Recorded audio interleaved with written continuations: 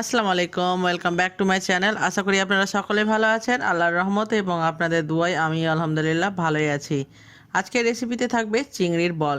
বন্ধুরা, এই রেসিপিটা দেখতে যতটা লোভনীয়, খেতেও কিন্তু ততটাই সুস্বাদু, আর তৈরি করা তো আরও সহজ। বন্ধুরা, আমার চ্যানেলে যদি নতুন থাকবেন তো চ্যানেলটাকে অবশ্যই সাবস্ক্রাইব করবেন আর পাশে থাকা বেল আইকনটি প্রেস করে অল নোটিফিকেশান অন করবেন। তাহলে চলুন দেখা যাক। এখানে আমি চুলোয় কড়াই চাপিয়ে দিয়েছি, কড়াইটা বেশ গরম হয়ে গেছে। দিয়ে দিব 2 চামচ মতো সরিষার তেল।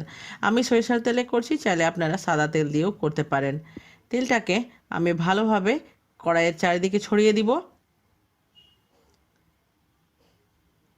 তারপরে চুলোর আঁচটাকে মিডিয়াম রেখে আগে থেকে ধুয়ে রাখা চিংড়ি মাছটাকে আমি অ্যাড করব। বন্ধুরা, আমার চিংড়ি মাছটা কিন্তু বেশ ছোট ছোট আছে। আপনাদের কাছে যদি সাইজে একটু বড় থাকে তাহলে আরও ভালো হবে বেশি, এবং খেতেও কিন্তু বেশ ভালো লাগবে। এবার চিংড়ি মাছটাকে মাছের জল শুকিয়ে যাওয়া পর্যন্ত আমি ভালোভাবে কষিয়ে নিব, যেন এর কোনো প্রকার জল না থাকে। ভাজা হয়ে গেছে বা কষানো হয়ে গেছে মাছগুলো। এবার আমি এটাকে সাইডে রেখে দিব ঠান্ডা হওয়ার জন্য। সেম কড়াইয়ে আমি দিয়ে দিব আবারও 2 চামচ মতো সরিষার তেল, এবং তেলটাকে গরম করে নিব। তেলটা গরম হয়ে গেলে দিয়ে দিব আমি কয়েক কোয়া রসুন কুচি। তারপরে দিয়ে দিব এক টুকরো আদা কুচি। এবার আদা রসুনের গন্ধ বেরিয়ে যাওয়া পর্যন্ত আমি এটাকে নাড়তে থাকবো। তারপরে অ্যাড করে দিব 2টো মিডিয়াম সাইজের পেঁয়াজ কুচি। এবার এটাকে আমাকে হালকা ময়েস্ট হয়ে যাওয়া পর্যন্ত ভালোভাবে কষিয়ে নিতে হবে। তারপরে দিয়ে দিব ঝালের জন্য লঙ্কা কুচি। বন্ধুরা, আমার রেসিপি যদি আপনাদের কাছে ভালো লাগে তাহলে অবশ্যই লাইক করবেন এবং শেয়ার করবেন। এটা যখন ভালোভাবে কষিয়ে যাবে তখন আমি এটাকে উঠিয়ে নিব একটা পাত্রে। দেখতে পাচ্ছেন আমি এটাকে বেশি গোল্ডেন ব্রাউন করিনি, হালকা ময়েস্ট করেছি। হয়ে গেছে, এটাকে আমি উঠিয়ে নিয়েছি। এবার চিংড়ি মাছগুলো আমার ঠান্ডা হয়ে গেছে, এটাকে আমি একটা ব্লেন্ডারে দিয়ে দিব এবং ব্লেন্ডারে এটাকে পেস্ট করে নিব। কোনো প্রকারের কিন্তু জল অ্যাড করতে হবে না, জল ছাড়াই এটাকে বেটে নিতে হবে। এবার আমি মশলা যে পাত্রে ঢেলেছি সেই পাত্রে কিন্তু মাছের ব্লেন্ড করাটাকে আমি ঢেলে দিব বা মাছটাকে ঢেলে দিব। তারপরে অ্যাড করব বেশ কিছুটা ধনেপাতা।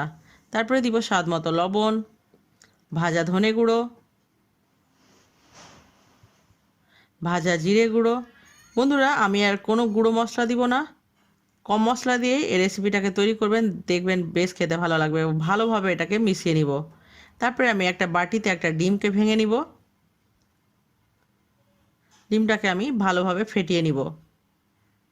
এবার আমি 3টে জিনিস সাজিয়ে নিয়েছি। একটাতে আছে ব্রেড ক্রাম্বস, একটাতে আছে মাছের যে মিশ্রণটা, তারপরে একটা বাটিতে আছে ডিমের গোলাটা।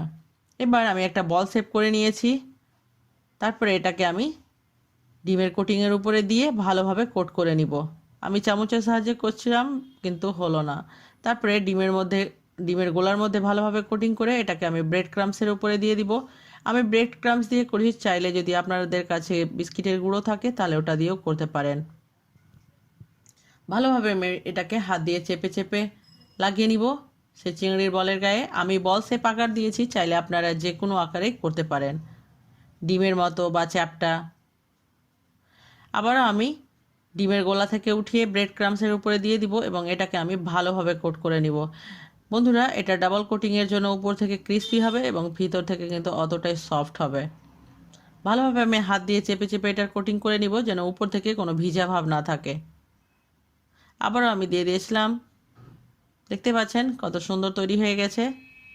এভাবে কিন্তু আমি সম্পূর্ণ কটাই তৈরি করে নিয়েছি এবং চুলোয় কড়াই চাপিয়ে দিয়েছি। কড়াইটা বেশ গরম হয়ে গেছে। দিয়ে দিব পরিমাণ মতো সাদা তেল।